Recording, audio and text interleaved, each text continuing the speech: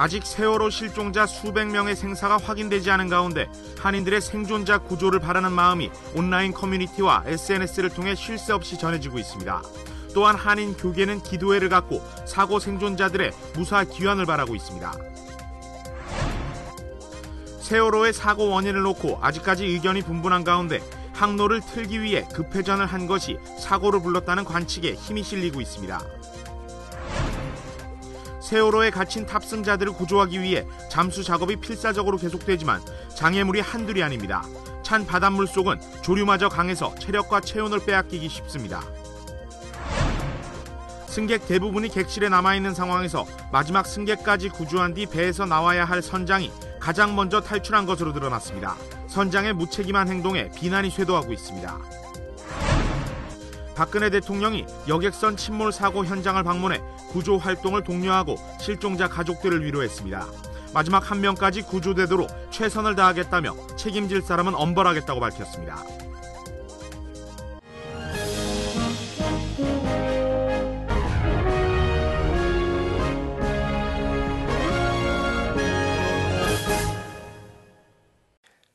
여러분 안녕하십니까? 4월 17일 목요일 KBS 아메리카 뉴스입니다. 아직 세월호 실종자 수백 명의 생사가 확인되지 않고 있는 가운데 한인들의 생존자 구조를 바라는 마음이 온라인 커뮤니티와 SNS를 통해 쉴 새 없이 전해지고 있습니다. 또한 한인교계는 기도회를 갖고 사고 생존자들의 무사 귀환을 기원하고 있습니다. 노승욱 기자입니다. 진도 앞바다에 침몰한 세월호 실종자들의 가족. 아직까지 신랄 같은 희망을 가슴에 품고 실종자들이 돌아오기만을 기다립니다. 그 애타는 심정은 바다 건너 미주 한인들에게도 전해졌습니다. 한 미주 한인 온라인 커뮤니티. 사고가 난 지 3일이 지났지만 생존자의 무사 귀환을 기원하는 글이 끊임없이 올라옵니다. 한 사이트 이용자는 아무것도 할 수 없다는 무능함에 가슴 아파했고, 또 다른 이용자는 비슷한 선박 사고에서 3일 만에 구조된 생존자를 예로 들으며 희망을 버리지 말라고 당부했습니다. 자식을 키우는 어머니의 마음으로 구조를 바라는 글에는 애절함이 묻어납니다. 또한 페이스북에는 한인이 주도하는 세월호 실종자들의 무사 귀환을 기원하는 모임이 생겼으며 실종자를 위한 기도문이 모바일 메신저 카카오톡을 통해 많은 한인들에게 전달되기도 했습니다. 이처럼 온라인에서 생존자의 구조를 기원하는 바람이 뜨거운 가운데 한인 교계는 실종자와 그들의 가족을 위한 기도의 모임을 가졌습니다. 한 사람이라도 더 살려달라는 통성 기도가 예배당에 울려 퍼졌습니다. 희생자들 가족들에게 또 단원고등학교 교장선생님과 모든 학생들, 학부형들 정말 머리 숙여 정말 기도합니다. 그리고 마음이 저 같은 사람도 이렇게 미국에 살아도 아픈데 그들이 얼마나 아프겠어요. 그래서 그들을 어루만져 주도록.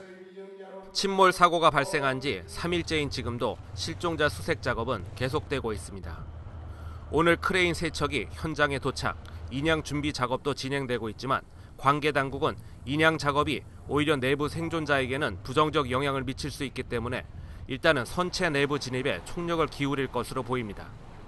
KBS 뉴스 노승욱입니다. 박근혜 대통령이 여객선 침몰 사고 현장을 방문해 구조 활동을 독려하고 실종자 가족들을 위로했습니다. 마지막 한 명까지도 구조되도록 최선을 다하겠다면서 책임질 사람은 엄벌하겠다고 밝혔습니다. 보도에 송창은 기자입니다.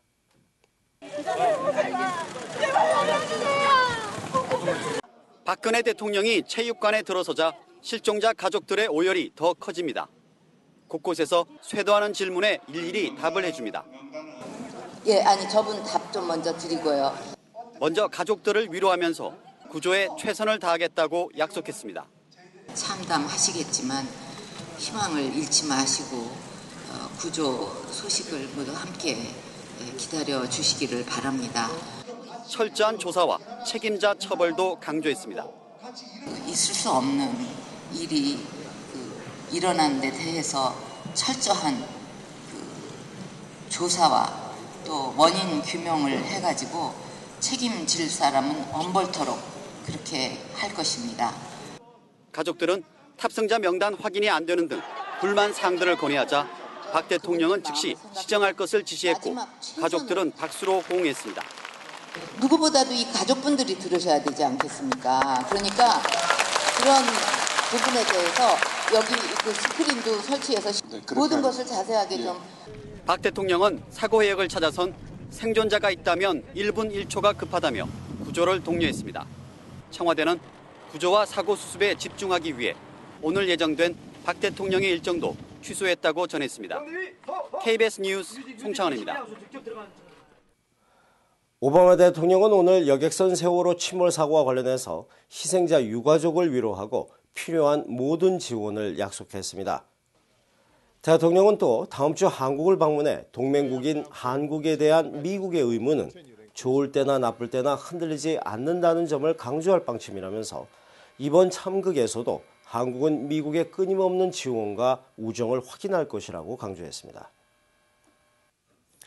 세월호의 사고 원인을 놓고 아직까지 의견이 분분한 가운데 항로를 변경하기 위해 급회전을 한 것이 사고를 불렀다는 관측에 힘이 실리고 있습니다. 보도에 박지성 기자입니다. 옆으로 누운 듯 바다에 반쯤 잠긴 세월호. 교차로를 돌다 쓰러진 버스 같은 모습입니다. 배가 너무 꺾이는 듯한 그런 모습도 있었고. 꺾인다는 모습이 뭐예요? 어떤 의미죠? 그러니까 커브 배를 차로 따지면 커브로 팍 돌았다든가. 사고 원인을 조사하고 있는 해경도 당시 배의 움직임에 주목하고 있습니다. 항로 변경을 위해 배의 방향을 바꾸면서 속도를 줄이지 않고 급하게 틀어 배가 쓰러졌다고 보는 겁니다. 선장 이모 씨 등도 해경 조사에서 비슷한 취지의 진술을 한 것으로 알려졌습니다. 편에 언급은 하시려고 하셨죠? 그것도 모든 대상이 돼서 그걸 하려고 그랬는데. 급회전으로 배가 기울면서 고정장치가 풀린 화물이나 차량이 한쪽 방향으로 쏠렸을 가능성도 있습니다. 탑승자들이 들었다는 쾅 소리도 한쪽으로 쏠린 화물이 선체에 부딪히며 난 것으로 추정됩니다.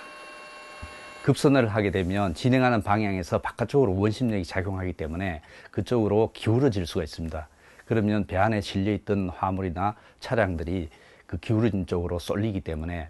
일부에서는 무리하게 항로를 바꾸다 배의 조타 장치가 고장났다는 추측도 불거지고 있습니다. KBS 뉴스 박지성입니다.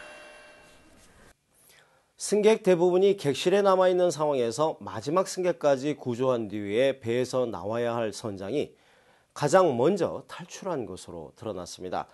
선장의 무책임한 행동에 비난이 쇄도하고 있습니다. 정인성 기자의 보도입니다. 세월호가 구조 요청을 한 직후인 오전 9시쯤 기관실에 있던 승무원들에게 탈출하라는 지시가 떨어집니다. 기관장님이 전화를 와서 빨리 기관실을 탈출하라 해갖고 이제 세 사람이 탈출하고 저희 생각에 한 9시에도 기관실을 탈출했는 건데요. 탑승객들에겐 객실에 남아있으라는 안내방송이 계속되는 상황. 선장 60살 이준석 씨는 선원들에게 탈출을 지시한 뒤 자신도 배에서 빠져나와 첫 번째 구조선을 탔습니다. 피곤한 아저씨는 9시쯤에 탈출했다고 그러면 애들이 막 들었대요. 막 경찰끼리 하는 얘기.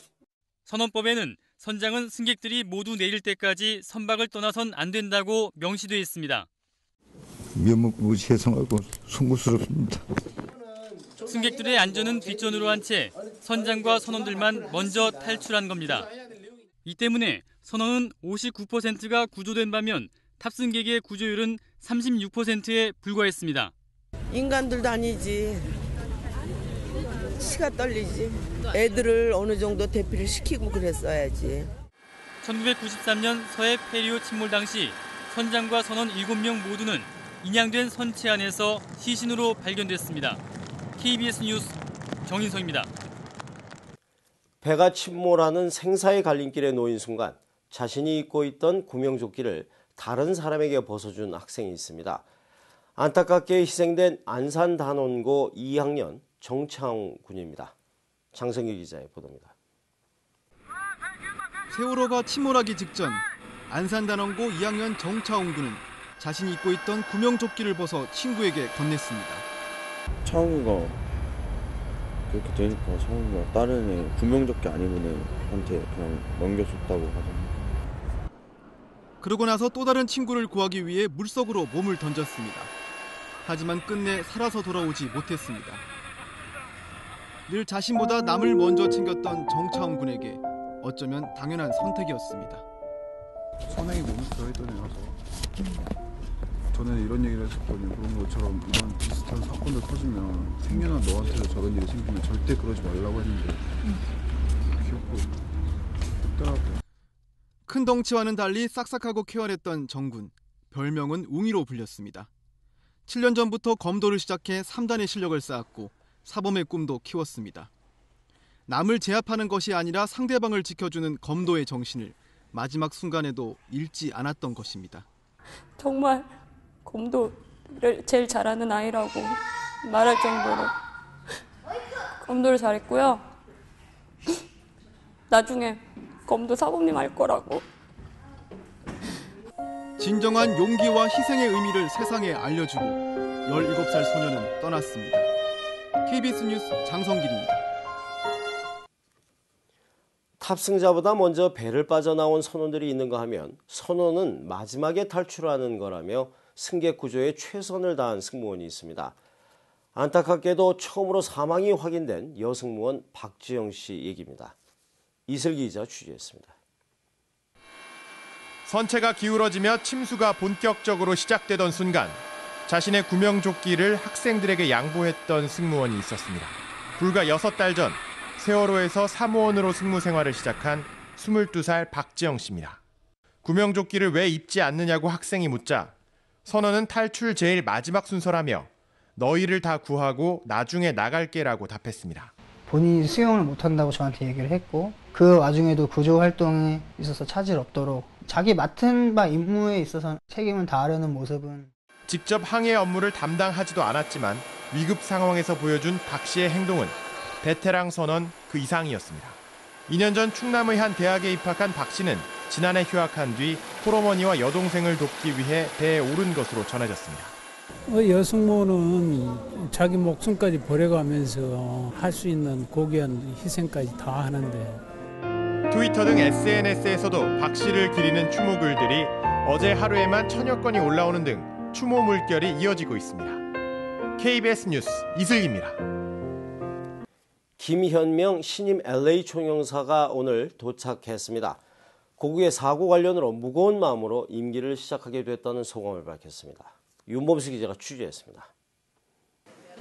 김현명 신임 LA 총영사가 오늘 공식 부임했습니다. 침몰한 여객선 세월호 사고 중에 해외로 부임하게 돼 공직자로서 무거운 마음으로 LA에 왔다고 밝힌 김 신임 총영사는 피해자들을 애도하는 동시에 겸손한 마음으로 임기를 시작하겠다며 첫 소감을 밝혔습니다. 오기 전에 그런 슬픈 일이 생겨가지고 마음이 아픕니다. 이런 아픈 것에 대해서 위로를 하고 김 신임 총영사는 가장 큰 한인 사회가 형성돼 있는 LA에 오게 돼 무한한 책임감을 느낀다며 협력하고 소통하는 총영사가 되겠다고 밝혔습니다.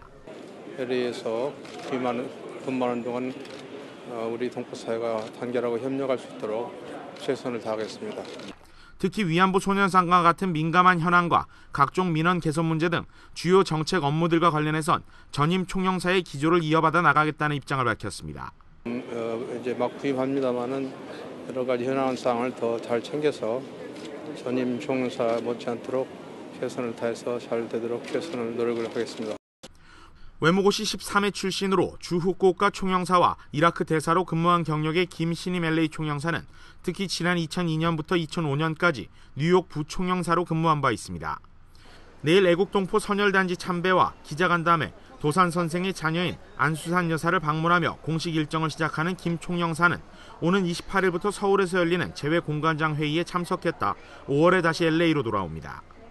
소녀상과 같은 대일 외교 정책과 한인 사회 지원 등 공관의 주요 사업들이 새로운 공관장의 부임으로 앞으로 어떤 방향으로 나아갈지 한인 사회 관심이 커지고 있습니다.